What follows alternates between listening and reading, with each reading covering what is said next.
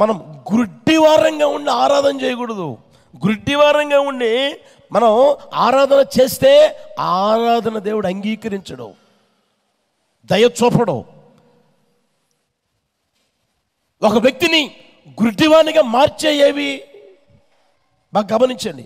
ఒక విశ్వాసునైనా ఒక సేవకునైనా ఏమండి, లేదా యేసు ప్రభుని నమ్మి నడిపించబడుతూ ఉన్న వారిలో ఎవరినైనా గుడ్డివానిగా చేసేవి ఏ అనుభవాలు అని మనం ఆలోచన చేసుకోగలిగితే, అవి మనం తెలుసుకోగలిగితే, ఆ గుడ్డితనాన్ని విడిచిపెట్టి ఏమండి మనం మన మనోనేత్రాలు వెలిగించబడిన వారమై ఆయన ఆరాధించుదుము గాక. హల్లెలూయా.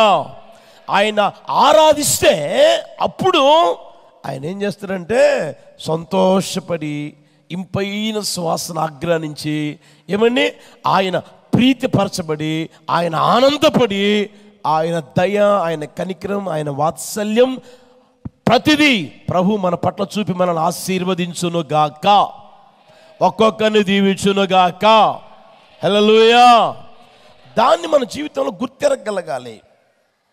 ఏదో మందిరానికి వచ్చాం, ఏదో పాటలు పాడమంటే పాడాం, చప్పట్లు కొట్టమంటే కొట్టాం, ఏమండి సాక్ష్యాలు కూడా చెప్పమంటే చెప్పాం, వాక్యం కూడా విన్నాం, వచ్చాం పోయాం అనేది కాకుండా నువ్వు చేస్తూ ఉన్న ఆరాధన ఏమండి గుడ్డిదాన్ని అర్పించినట్లుగా ఉందా, లేక దేవుడు కోరుకున్న ఆరాధనగా ఉండి నువ్వు ఆయన ఆరాధిస్తూ వెళుతూ ఉన్నావా? అది ఆలోచన చేసుకుందురుగాక. సమయాన్ని బట్టి మీకు తెలియచేస్తాను, జాగ్రత్తగా ఆలకించాలని ప్రేమతో కోరుకుంటూ ఉన్నా. చూద్దామా? మొదటిది మత్తయి సువార్తమానం 23-26 తీసారా? మత్తయి సువార్తమానం 23-26 చూడండి. గుడ్డి పరిసయ్యుడా, గిన్నెయు పళ్ళెమును వెలుపల శుద్ధి అగునట్లుగా ముందు వాటి లోపల శుద్ధి చేయుము. తలపైకెత్తండి. ఆ మాట గమనించండి. అక్కడ ఎవరంటే అతను చెప్పండి. ఏమని రాయబడింది? గుడ్డి పరిసయ్యుడా. వాడేమైనా గుడ్డోడా? వాస్తవానికి ఏమైనా గుడ్డోడా? వాస్తవంగా అతని కళ్ళున్నాయి. యేసు ప్రభువు ఏమని పిలుస్తున్నారంటే, ఒరే గుడ్డి పరిసయ్యుడా, ఒరే గుడ్డోడా, నువ్వేం చేస్తున్నావు నీకు అర్థమవుతుందా? గుడ్డి పరిసయ్యుడా అని సంబోధించినట్లుగా దేవుని వాక్యం మనకు తెలియజేస్తూ ఉంది. రాయబడిన మాట గమనించండి. గిన్నెయు పళ్ళెమును వెలుపల శుద్ధి అగునట్లుగా ముందు వాటి లోపల శుద్ధి చేయుము. అంటే వారి వ్యక్తిగత జీవితాలలో వాళ్ళు శుద్ధీకరిస్తున్నారు, కాదన్నంలే. ఎక్కడయ్యా అంటే పైన శుద్ధి చేస్తూ ఉన్నారు. గ్లాస్ ఉందనుకోండి, లేదా ఏదైనా పాత్ర ఉందనుకోండి, ఆ పాత్రనే పైన శుద్ధి చేస్తున్నారు, లోపల మాత్రం అలాగే ఉంటా ఉన్నాయి. లోపల శుద్ధీకరించడంలే. ప్రభు అంటాడు, వెలుపల శుద్ధి అగునట్లుగా ముందు వాటి లోపల శుద్ధి చేయరా. అర్థమవుతుందా? ఇప్పుడు గుడ్డోడు ఎవడయ్యా అంటే గుడ్డిదాన్ని అర్పించడం. దాని అర్థం ఏంటంటే అంగీకరించదగినదిగా ఉండడానికి కారణం ఏంటంటే ఇతడు లోపల శుభ్రం చేయకుండా పైన మాత్రం శుభ్రం చేస్తా ఉన్నాడు. అలా నువ్వు ఆరాధిస్తే ఆ ఆరాధనని దేవుడు అంగీకరించడు, ఆ ఆరాధనని దేవుడు ఏమంటే మెచ్చుకోడు. అది ఇంపైన సువాసనగా ఆయన ఆగ్రానించలేడు, ఆయన్ని సంతోషపరచ నేరదు అలాంటి ఆరాధన.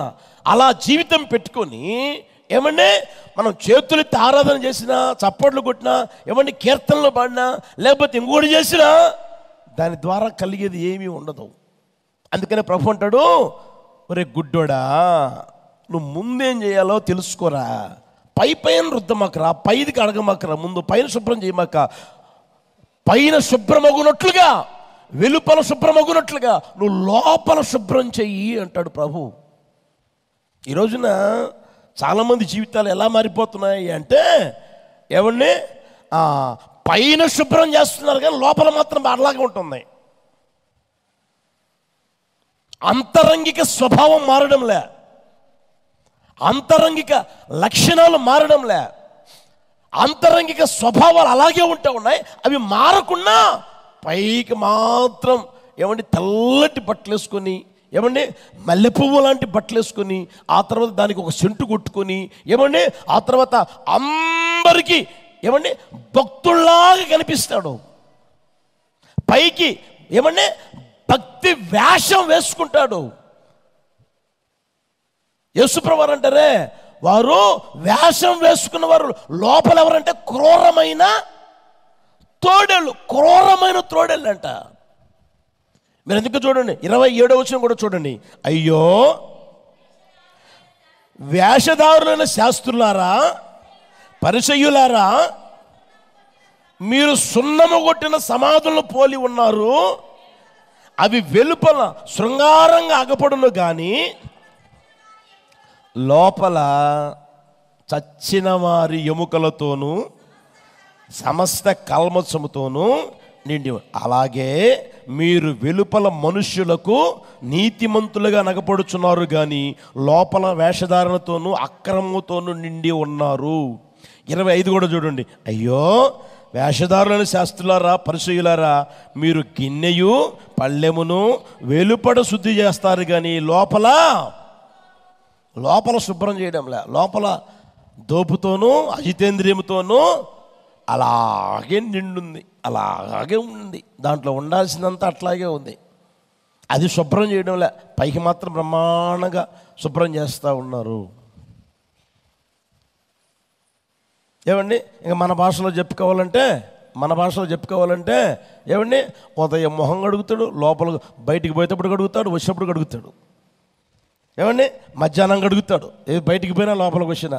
మళ్ళీ ఆఫీస్లో ఒకవేళ ఉన్నారనుకో, ఆఫీస్లో ఒక 4 సార్లు కడుగుతాడు. ఎక్కడికి పోతుందని ఈ ముఖం అంటే పైన అపీరియన్స్ కనబడాలని కోరుకుంటున్నాడు కానీ పైన అందంగా ఉండాలని, పైన ఒకరు మెచ్చగలిగేటట్లుగా, ఒకరు నచ్చగలిగేటట్లుగా, ఒకరు ఏమండి నీ గురించి చెప్పుకొనగలిగేటట్లుగా ఉండాలనుకుంటాడు కానీ లోపలంతా అక్రమం, లోపలంతా అన్యాయం, లోపల నోరు తెరిస్తే అబద్ధాలు, నోరు తెరిస్తే ఏమండి డబుల్ మీనింగ్ మాటలు, నోరు తెరిస్తే ఇక అంతా లోపల అదే ఉంటుంది అన్నమాట. అదేదంటారే, మేడి పండు సోడా మేలిమై ఉండును, దాని పొట్ట విప్పి సోడా ఏంటంట పైకి ఎట్లా ఉంటుంది, నిగనగలాడుతూ ఉంటుంది. అర్థమవుతుందా? ఆ వ్యక్తిని చూస్తే ఎంత అందంగా ఉన్నాడు రా, చూడ ముచ్చటగా ఉన్నాడు, చూడ చక్కనిగా ఉంది, చూడ చక్కనిదిగా ఉంది, చూస్తానే ఉండాలనిపిస్తూ ఉంది అని అన్నట్లుగా అనిపిస్తుంది. లోపల చూస్తే లోపల ఇప్పితే అంత పురుగులే, అంత దరిద్రమే, అంత దుర్మార్గం స్వభావాలే, అంత నీచమైన స్వభావాలే, బుద్ధులే. అయితే ప్రభు అంటాడు, ముందు లోపల శుభ్రం చేయనా, పైన దానికే అదే శుభ్రం అయిపోతుందిలే. మీరు పాత్రలు చూడండి, కడిగేటప్పుడు ముందు ఇట పట్టుకొని లోపల రుద్దుతూ ఉంటే ఈ చెయ్యుల్లా ఇలాగ వస్తూ ఉంటుంది, శుభ్రం చేస్తూ వస్తుంటుంది. మీరు గమనించారో లేదో, గమనించారు ఎప్పుడన్నా? ఈసారి గమనించండి. పై మీరు లోపల ఇలా పెట్టి ఇలా అంటూ ఉంటే ఈ చెయ్యుల్లా ఇలా శుభ్రం చేస్తూనే ఉంటుంది. లోపల శుభ్రం చేయకుండా పైన ఎంత రుద్దితే ఏం ప్రయోజనం? ఆ కంపే. గుర్తెరుగుదురుగాక. అందుకనే ఒరే గుడ్డోడా, ఇంకా ఎంతకాలం నీకు వెలిగింపబడని కన్నులతో నడిపించబడతావు? ఎంతకాలం మనోనేత్రాలు వెలగకుండా నీ జీవితం నడిపించుకుంటావు? గుడ్డివాడిగా ఉండి నన్ను స్తోత్రం స్తోత్రం ఎందుకంటా, నాకు పాటలు పాడుతుంటా, నాకు ఏమండి నన్ను స్తుతిస్తూ ఉంటా, అది నేను అంగీకరిస్తానా? గుర్తెరుగుదుముగాక. మన జీవితాలు ఏం కావాలయ్యా అంటే లోపల శుద్ధి కావాలి, లోపల శుభ్రం చేసుకోవాలి, లోపల ఎలా ఉండాలి? స్వచ్ఛంగా ఉండాలి. లోపల ఏమండి లోపల అర మర వేషధారణ, ఆ దేవునికి అయిష్టమైన ఏమండి ఆ స్వభావాలు ఏవి లేకుండాన్నట్లుగా నువ్వు శుభ్రం చేసుకుంటూ ఉండగలగాలి. ఏ రోజుకి ఆ రోజు, ఏ పూటకు ఆ పూట నువ్వు శుభ్రం చేసుకుంటూ ఉంటే ఆ వాక్యం అనే పాలు ఏమవుతాయి అంటే నీకు తోడ్పడి నువ్వు ఎదుగునట్లుగా సహాయం చేయును గాక. హల్లెలూయా, హల్లెలూయా. ఈరోజు చూడండి, పైన ఎంత శుభ్రత కోరుకుంటున్నారో అంతరంగంలో అంత శుభ్రత కోరుకుంటున్నారా? ఎవరైనా కావచ్చు, సేవకులైనా కావచ్చు, విశ్వాసులైనా కావచ్చు. పైన ఎంత నీట్ అండ్ క్లీన్గా ఉండాలనుకుంటారో లోపల అంతకంటే ఎక్కువ నీట్ అండ్ క్లీన్గా ఉండాలని కోరుకునే వాళ్ళు ఎంతమంది ఉంటారు?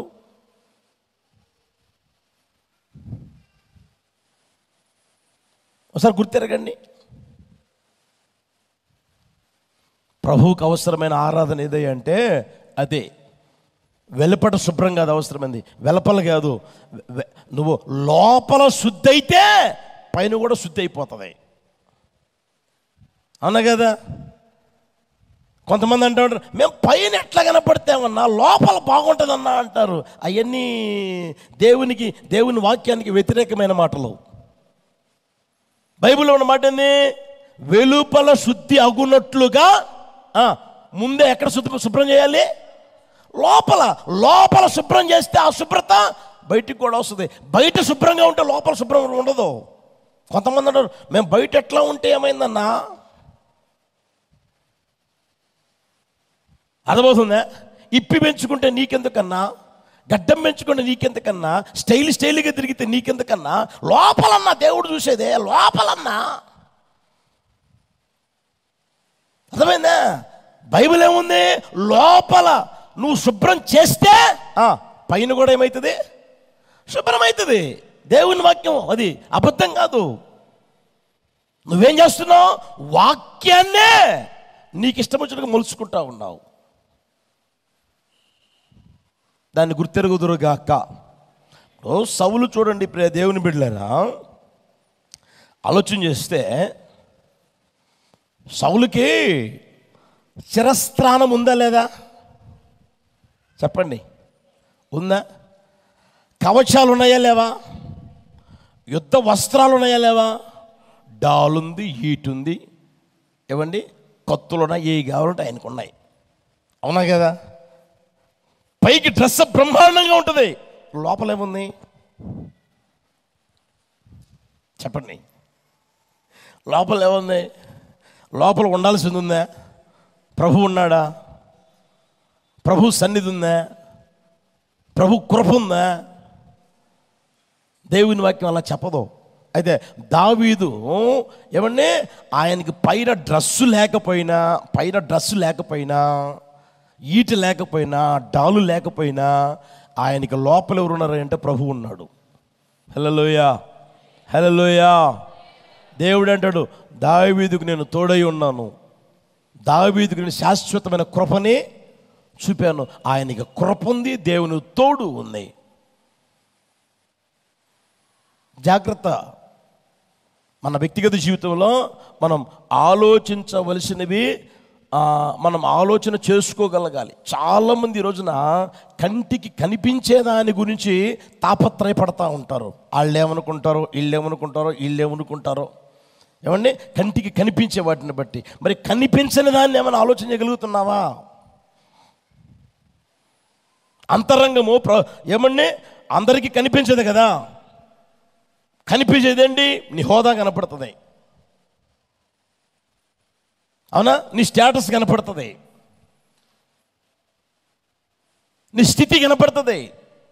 4 బిల్డింగులు ఉన్నాయా? 40 బిల్డింగులు ఉన్నాయా? 1 ఎకరా ఉందా? 100 ఎకరాలు ఉందా? 1 ఎకరా ఉందా, 10 ఎకరాలు ఉన్నాయా? ఏమండి, గవర్నమెంట్ ఉద్యోగమా, ప్రైవేట్ ఉద్యోగమా? ఈ కనబడే వాటి గురించి తాపత్రయపడుతూ ఉంటారు చాలామంది. అంతరంగంలో ఏముంది? అంతరంగం ఏమైనా మార్పు చెందిందా? అంతరంగం దేవునికి ప్రీతికరమైనదిగా మార్చబడుతూ ఉందా? దేవునికి ప్రీతికరమైన ఆరాధన నేను చేయగలిగేటట్లుగా నా అంతరంగంలో ఒక గొప్ప శుద్ధీకరణ కలగాలి అని కోరుకునేది ఎంతమంది? గుర్తెరుగుదుముగాక. మన దేవుడు ఎవరై అంటే మన పై రూపాన్ని చూసేవారు కాదు, మన అంతరంగాన్ని అయినా చూసే దేవుడు. అందుకనే యేసుప్రభు ఆ రోజునే అన్నారు, ఒరే గుడ్డి పరిసయ్యుడా, మీరు వెలుపల శుభ్రం చేస్తున్నారా, లోపల శుభ్రం చేయడం లేదు. వెలుపల ఎంత శుభ్రం చేస్తే ఏం ప్రయోజనం రా? కంపు ఉండేదంత లోపలే కదరా. ఆ లోపల ఏమైనా శుభ్రం చేసి ఏమైనా కంపు లేకుండా చేసుకుంటున్నారయ్యా అంటే ఆ పరిస్థితులు కనిపించట్లేదు. అందుకనే ఆ రోజు నాడు గుడ్డి పరిసయ్యుడా, గుడ్డోడా, ఒరే గుడ్డోడా. మరి ఆ గుడ్డితనం ఏమైనా మనలో ఉందేమో చూసుకోగలమా? ఆలోచన చేసుకుందాము గాక. ఒకసారి ఏం జరిగిందంటే, క్వీన్ ఎలిజబెత్ అనే పేరు కలిగిన పెద్ద ఓడ తయారు చేశారు. అదేదంటారు, జాతికి అంకితం చేస్తారు అని అంకితం చేశారు. ఆ తర్వాత ఉపయోగపడినన్ని రోజులు ఉపయోగపడింది. ఇక దాని ఎక్స్పైర్ డేట్ వస్తుంది కదండి. ఇక దీన్ని వాడితే కష్టం అని అనుకున్నప్పుడు దాన్ని తీసి పక్కన పెట్టారు. పక్కన పెడితే దాన్ని చూసేదానికి చాలామంది పోయి వస్తూ ఉన్నారు. ఓ పెద్ద ఆసాం వచ్చాడు, దాన్ని చూశాడు. చూసి ఆయనకు ఒక ఆలోచన వచ్చింది, కొత్తగా దీన్ని హోటల్గా మారిస్తే ఎలా ఉంటుంది,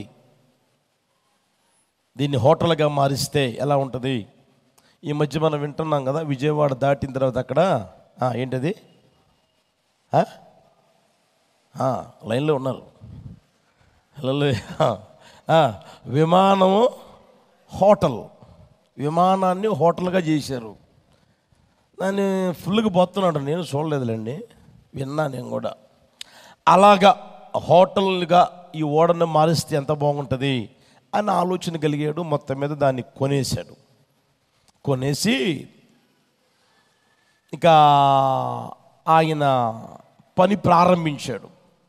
ఇంకా ఎక్కడైనా బాగోలేకపోతే, ఓడ కదండి, ఎంతో కాలంగా వాడబడింది కదండి, అది చెడిపోయిన ఆ ప్రాంతాలు అక్కడంతా బాగు చేపించి మరలా మొక్కుబెట్టి మరలా నీట్ అండ్ క్లీన్గా తయారు చేద్దాం అని అనుకొని పని మనుషుల్ని పిలిపించాడు. ఇక అంతా చెక్ చేస్తా ఏమండి ఆ వ్యక్తులు పరిశుభ్రం చేస్తా ఎక్కడైతే ఏమేమైతే పోయినాయో అవన్నీ జాగ్రత్త చేసుకుంటూ వస్తూ ఉన్నారు. ఆయన వచ్చి అడిగాడు, అయిపోయిందా అని. ఇదంతా అయిపోయింది సార్, ఇంకా ఇదంతా ఉందంటే సరే త్వరగా చేయండి అన్నాడు. ఒక రోజున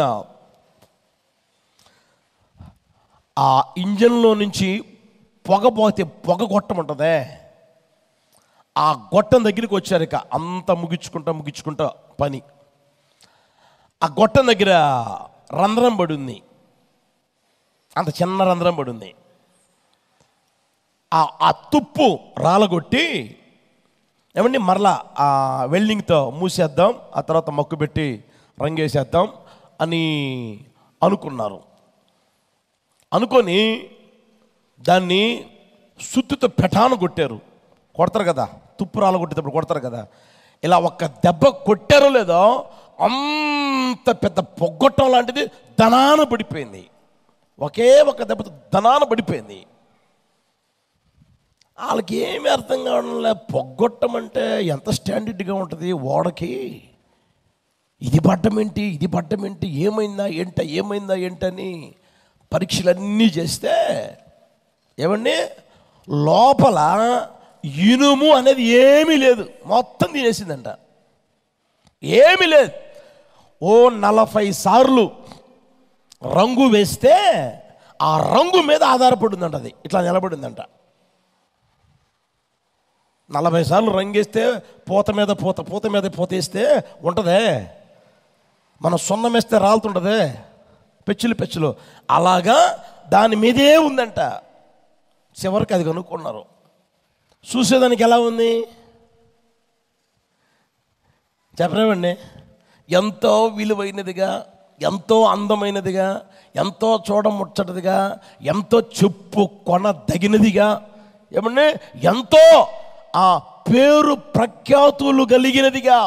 ఇన్ని సంవత్సరాలైంది ఓడ తయారు చేసి, ఇంతకాలం వాడబడింది, ఇంతకాలం అని అంత చెప్పుకుంటా ఉంటే ఏమండి దాని లోపల ఏమీ లేదు. ఇప్పుడు చెప్పండి, ఉండాల్సింది లేదు. పైకి మాత్రం బ్రహ్మాండంగా కనపడుతుంది, అందంగా కనపడుతుంది. కలర్లు ఉంటాయి కదా, అందంగా కనిపిస్తూ ఉంది. చూపుకి రమ్యమైనదిగా కనిపిస్తూ ఉంది, చూపుకి అందమైనదిగా కనిపిస్తూ ఉంది. లోపల ఇప్పుడు చెప్పండి అంతా పాడైపోయింది. లోపల అంతా పాడైపోయింది. ఈ రోజున జీవితాలు కూడా ఇలా తయారైపోతూ ఉన్నాయి. పైకి చూపుకి అందంగా కనిపిస్తూ ఉన్నా, ఏమండి ప్రార్థన చేసే వ్యక్తిగానే కనిపిస్తూ ఉన్నా, పరిచర్య చేసే వ్యక్తిగానే కనిపిస్తూ ఉన్నా, పాట పాడే వ్యక్తిగా కనిపిస్తూ ఉన్నా, ఏమండి సాక్ష్యం చెప్పగలిగిన ఆ వ్యక్తిగా కనిపిస్తూనే ఉన్నా, దేవుని ద్వారా మేలు పొందుకుంటూ ఉన్న వ్యక్తిగానే కనిపిస్తూ ఉన్నా, ఏమండి దేవుని సన్నిధిలో గంటలు ఉండగలిగిన ఆ స్థితి ఉన్నట్లుగా కనిపిస్తూనే ఉన్నా, లోపలంతా ఇప్పుడు చెప్పండి మేడి పండు చూడా మేలిమయ్యును దాని పొట్టలిప్పి చూడా. ఒకసారి గుర్తెరగండి ప్రియ దేవుని బిడ్డలారా. కొంతమంది మాట్లాడే మాటలు చూడండి ఎంత అసలు వినసొంపుగా ఉంటాయో. ఇంకా వినాలనిపిస్తాయి. ఎలాంటి తేనె కంటే చెప్పండి అబ్బా, మీకు తెలియందా? తేనె కంటే నునుపైన మాటలంట. ఇక అలా మాట్లాడే వ్యక్తులు కనపడరు అన్నట్లుగా. ఇక అంత ప్రేమ వలకపోసేవాళ్ళు ఎవరో చెప్పండి లేరు అన్నట్లుగా. ఇక ఈయనే మనతో మాట్లాడేది ఇంత ప్రేమగా, ఇంత ఆప్యాయంగా. ఇక ఈమె, ఈ కుటుంబమే, ఈ వ్యక్తే అన్నట్లుగా. లోపల చెప్పండి లోపలంతా ఏంటంటే సున్నము కొట్టిన సమాధి. ఏముంది అక్కడ? సున్నం కొట్టిన సమాధి. లోపల పైకేమో శృంగారంగా అగపడును కానీ లోపల చచ్చిన వారి చచ్చిన అనుభవం, చచ్చిన శవాలతోనూ ఎముకలతోనూ సమస్త కల్మషము లేని జీవితం కాదు, సమస్త కల్మషం, అంత కల్మషమే. మాట్లాడితే కల్మషమే, పైకి మాత్రం బ్రహ్మాండంగా ఉంటుంది. అర్థమవుతుందా? తేనె కంటే తీయనైనవిగా ఉంటాయి, నూనె కంటే నునుపైనవిగా ఉంటాయి. అయితే లోపలమంతా గుర్తెరుగుదురుగాక. మన పరిస్థితులు ఈరోజు ఎలా ఉన్నాయో ఆలోచన చేయండి. మిమ్మల్ని నేను చూడడం లేదు, నన్ను మీరు చూడడం లేదు. చూసేది ఎవరు చెప్పండి? నీ భర్త ఎంతవరకు కాపలా ఉంటాడు? నీ భార్య ఎంతవరకు కాపలా ఉంటుంది? మీ నాన్న లేదా మీ తల్లిదండ్రులు ఎంతవరకు కాపలా ఉంటారు? ఎవరు నీకు ఎంతవరకు కాపలాగా ఉంటారు? అర్థమవుతుందా? పైకి మాత్రం బ్రహ్మాండంగా కనిపిస్తారు. అయితే లోపల పరిస్థితి ఆలోచన చేయగలగాలి. యేసు ప్రభు ఎల్లప్పుడూ లోపలే చూస్తూ ఉంటాడు. హల్లెలూయా, హల్లెలూయా. ఆయన అంటాడు, రే వెలుపల ఎంతకాలం శుద్ధి చేస్తావురా, వెలుపల ఎంత నీట్ అండ్ క్లీన్గా కనిపించాలని తాపత్రయపడుతుంటావు, ప్రయత్నాల మీద ప్రయత్నాలు చేస్తూ ఉంటావు, నీకంత సోకు అవసరమా? ముందు లోపల శుభ్రం చేయి, దానికయ్యేదే పైన శుభ్రం అవుతుంది.